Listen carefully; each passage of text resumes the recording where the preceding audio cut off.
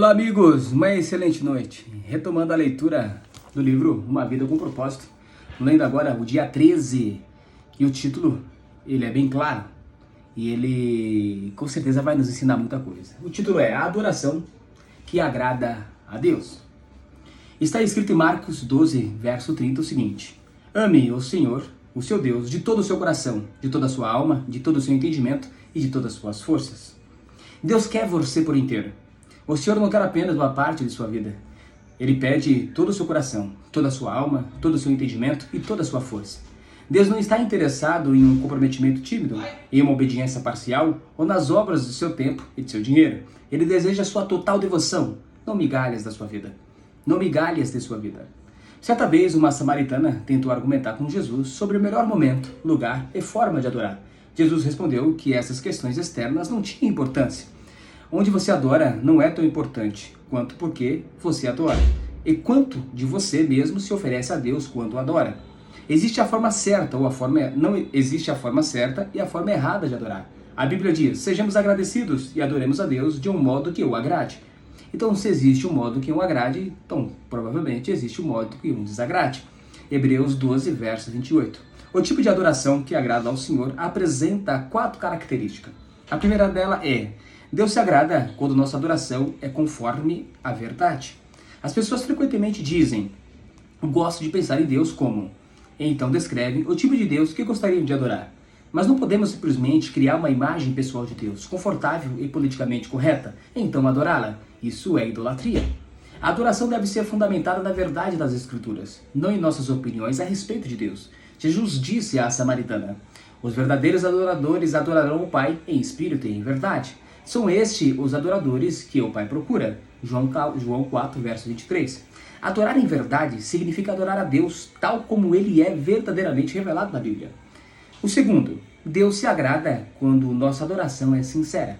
Quando Jesus diz que devemos adorar em espírito, Ele não está se referindo ao Espírito Santo, mas ao nosso espírito, feito à imagem de Deus. Somos um espírito que habita o corpo, e Deus concebeu esse espírito para que se comunicasse com Ele. A adoração nada mais é que o seu espírito reagindo ao Espírito de Deus. Quando Jesus diz: ame o Senhor, o seu Deus, de todo o seu coração e de toda a sua alma, está querendo dizer que a adoração deve ser genuína e sincera. Não se trata de apenas usar as palavras corretas. Você deve realmente querer dizer o que diz. O louvor sem sentimentos não é louvor em absoluto. Não passa de um insulto a Deus. Quando adoramos a Deus, Ele olha para além de nossas palavras, a fim de ver a virtude. Quando adoramos a Deus, Ele olha para além de nossas palavras, a fim de ver a atitude do nosso coração. A Bíblia diz: o homem vê a aparência, mas o Senhor vê o coração. É fácil chegar à compreensão desse verso, por exemplo, quando nós analisamos a vida de Davi. Nós vemos um homem que, aos olhos humanos, cometeu diversos pecados, diversas fraquezas, errou de uma forma bastante, digamos assim, bastante evidente. Mas, de certa forma, ele conseguia se aproximar de Deus, porque o que Deus estava olhando não era o que era externo, mas sim o que era interno, era a sinceridade do coração. Por isso que os salmos de Davi são orações fantásticas, orações que realmente tocavam o coração de Deus. E se provavelmente nós nos ocuparmos em ler o livro de Salmos com o coração aberto, nós seremos tocados da mesma forma. Então nós vamos conseguir sentir um pouquinho do que Davi declarava e, consequentemente, nós sentindo esse sentimento, talvez a gente tenha a capacidade de externar na mesma intensidade o nosso amor para com Deus. Muitas das vezes a gente não consegue expressar em palavras porque nós não temos o conhecimento de quais palavras nós poderíamos usar de modo que nós fôssemos capazes de declarar o que a gente sente. Porém, quando a gente olha o livro de Salmos, quando a gente lê o livro de Salmos, a gente vê algumas coisinhas que se identificam com nós. Sabe aquela frase que, olha, eu já pensei isso, mas eu nunca consegui colocar em palavras. É importante nós lermos a palavra, nós compreendermos a sua essência, de modo que a gente consiga externar o que está dentro do nosso coração, que a gente não consegue verbalizar e colocar aí de uma forma de oração, por exemplo. Isso está escrito em Samuel 16, verso 7. O homem vê a aparência, mas o Senhor vê o coração. Uma vez que a adoração implica regozijar-se em Deus, é necessário que suas emoções estejam envolvidas. O Senhor lhe deu emoções para que você possa adorá-lo com intensidade, mas elas devem ser genuínas, não fingidas. Deus odeia a hipocrisia. Ele não quer exibicionismo, fingimento ou falsidade na adoração. Era muito do que acontecia naquela parte da palavra dos fariseus, que eles oravam em pé para que eles fossem vistos em oração, para que as pessoas contemplassem eles orando, eles adorando, né? Era uma coisa fingida, não era sincera. Por mais que as palavras eram bem colocadas, as palavras eram bem acentuadas, tinham uma certa emoção, porque se nós olharmos qualquer literatura bem escrita, nós somos capazes de nos emocionar. A palavra bem colocada, bem escrita, ela emociona. Porém, é fingido, não é natural, não é uma coisa, não é uma inspiração do coração, não é da alma. É uma coisa que as pessoas estão fazendo para serem vistas de uma forma positiva, para ganhar seguidores, para ganhar adoradores, para ganhar idólatras, pior, né? Então era muito do que acontecia e é justamente isso que está sendo declarado nessa parte do livro. Ele, nosso Deus, ele deseja um amor sincero e verdadeiro. Podemos adorar a Deus de modo imperfeito, mas não podemos adorá-lo sem sinceridade. Logicamente, só a sinceridade não é o suficiente, pois você pode estar sinceramente errado. E é por isso que tanto o Espírito quanto a verdade são necessários. A adoração deve ser conforme a verdade e genuína. A adoração deve ser conforme a verdade e genuína. A adoração agradável a Deus é profundamente emocional e profundamente doutrinária. Nela usamos o coração e a mente. Hoje em dia muitas pessoas acham que ser comovido por uma música é o mesmo que ser tocado pelo Espírito Santo. Mas são coisas diferentes. Percebe que é muito do que nós acabamos de falar. As coisas bem escritas, ela emociona, mas não é a mesma coisa. Não é necessariamente o Espírito Santo. É uma inspiração, como qualquer pessoa é capaz de se inspirar. A verdadeira adoração acontece quando o seu espírito responde a Deus. Não há uma melodia. Na verdade, algumas canções introspectivas e sentimentais impedem a adoração, pois retiram a evidência de Deus e transferem para os nossos sentimentos. Sua maior distração da adoração é você mesmo, seus interesses e preocupações com o que os outros pensam a seu respeito. Os cristãos discordam com frequência da forma mais apropriada ou genuína de louvar a Deus, mas essas discussões normalmente refletem apenas diferenças de formação e de personalidade. Muitas formas de louvar são mencionadas na Bíblia, entre elas confessar, cantar, colocar-se de pé, ajoelhar-se, dançar, manifestar alegria, testificar e tocar instrumentos musicais e erguer as mãos. Isso está em Salmo 7, verso 17, 149, verso 3, 150, verso 3, também está em Esdras 3, verso 11, Neemias 8, verso 6, Hebreus 13, verso 15. O melhor estilo de adoração é aquele que mais genuinamente representa seu amor por Deus, baseado na formação e na personalidade que Ele lhe deu. Então nós temos que externar o que nós somos, não o que nós vemos, não o que nós presenciamos. Às vezes nós contemplamos uma adoração, contemplamos um louvor e nós queremos reproduzir aquilo ali porque nós achamos que aquilo ali seria nós falando, seria algo, seria mais próximo do que nós sentimos. E não necessariamente isso. Nós podemos, por exemplo, ler o livro de Salmos para nós nos sentirmos inspirados, nós nos sentimos tocados. Mas na hora de nós fazermos a nossa oração, nós precisamos sair de dentro da nossa alma. Nós precisamos externar o que exatamente nós estamos sentindo. Isso é genuíno, isso é sincero. É o que o nosso espírito está dizendo para Deus e não o que o espírito de um ou de outro disse. Não é a mesma coisa. Foge da nossa personalidade, foge da expectativa que Deus tem sobre nós, sobre a forma como Ele nos criou.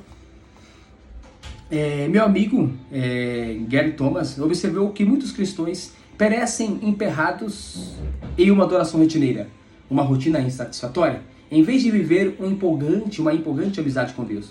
Isso ocorre porque se obrigam a utilizar métodos devocionais ou estilo de adoração que não se ajustam à maneira especialmente concedida por Deus a cada um. Um exemplo, eu sou uma pessoa bastante pentecostal. Então, se eu estou num ambiente de adoração e é um ambiente bem passível, aquela coisa tranquila, aquela música bem leve, e eu tenho dificuldade de externar o meu coração, e qualquer coisa diferente, qualquer coisa que eu faça de igual com o que está acontecendo, foge da minha essência, não é o que eu sou. Entende? Eu sou uma pessoa que grita, eu sou uma pessoa que dá glória muito alto, eu sou uma pessoa que eu gosto de colocar para fora, assim, de uma forma, entende? Então qualquer coisa diferente disso não sou eu. Eu posso me emocionar, eu posso chorar, eu posso, de certa forma, usar as mesmas palavras, mas a minha essência não é a mesma coisa. Então você pode, muito exemplo, eu pego um livro de Salmos, por exemplo, hoje pela manhã, eu tava orando o Salmos 91. Eu poderia orar de uma forma bem calma, de uma forma bem pacífica, de uma forma bem sublime, mas não é minha essência. Então eu oro o Salmo 91 da forma como eu sou, de uma forma eloquente, de uma forma gritando, e aí eu consigo externar o meu verdadeiro eu, entende? Gary raciocinou, se Deus propositalmente nos fez todos diferentes, por que deveríamos todos amar a Deus da mesma forma? Boa pergunta. Lendo obras cristãs clássicas, entrevistando cristãos maduros, Gary descobriu que os cristãos têm utilizado caminhos variados há 2000 anos para desfrutar intimamente com Deus. Ao ar livre, estudando, cantando, lendo, dançando, criando obras de arte, servindo outras pessoas, sendo solidários, desfrutando da comunhão e participando de dezenas de outras atividades. Em seu livro, intitulado Caminhos Sagrados, Gary identifica novas maneiras pelas quais as pessoas se aproximam de Deus. Os naturalistas são mais motivados a amar a Deus ao ar livre, os ambientais em ambientes naturais. Os sensitivos amam a Deus com os sentidos e apreciam belos cultos de adoração que envolvem a visão, o paladar, o aroma e o toque, não apenas a audição. Os tradicionalistas aproximam-se de Deus por meio de rituais, liturgias, símbolos e estruturas rígidas. Os ascetas preferem amar a Deus na solidão e com simplicidade. Os ativistas amam a Deus pelo confronto com o mal, combatendo a injustiça e trabalhando para tornar o mundo um lugar melhor. Os misericordiosos amam a Deus, demonstrando seu amor a outros e suprindo as necessidades deles. Os entusiastas amam a Deus com celebrações. Os contemplativos amam a Deus por meio de adoração. E os intelectuais amam a Deus ao estudá-lo, isto é, fazendo uso da mente. Não há um modelo único de aproximação para adorar e desenvolver a amizade com Deus. Uma coisa é certa, você não glorifica Deus tentando ser alguém que Ele nunca quis que você fosse. Deus quer que você seja você mesmo. Este é o tipo de gente que o Pai está procurando. Aquele que é simples e honesto na presença dEle. Na presença dEle em seu culto. João 4, verso 23. Nós vamos parar por aqui. Essa podemos considerar que é a primeira parte da leitura do dia 13 e que está intitulada A Adoração que Agrada a Deus. Então nós lemos aí 2 subtítulos. Deus se agrada quando a nossa oração é sincera, e o segundo é o primeiro é quando Deus se agrada quando a nossa adoração é conforme à verdade.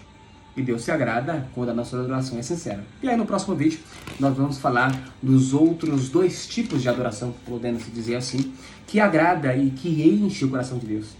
Então, nessa primeira parte, seria muito bacana que se você fizesse uma reflexão e tentasse identificar que tipo de adorador é você. Você é o sensitivo? Você é o tradicionalista? Você é o ascetas, o ativista? Você é o misericordioso? Você é o entusiasta? Você é o naturalista? Tenta identificar que tipo de adorador você é. E aí, quando você tiver consciência, aí você começa a praticar esse tipo de adoração. Porque é exatamente essa adoração que Deus espera de você.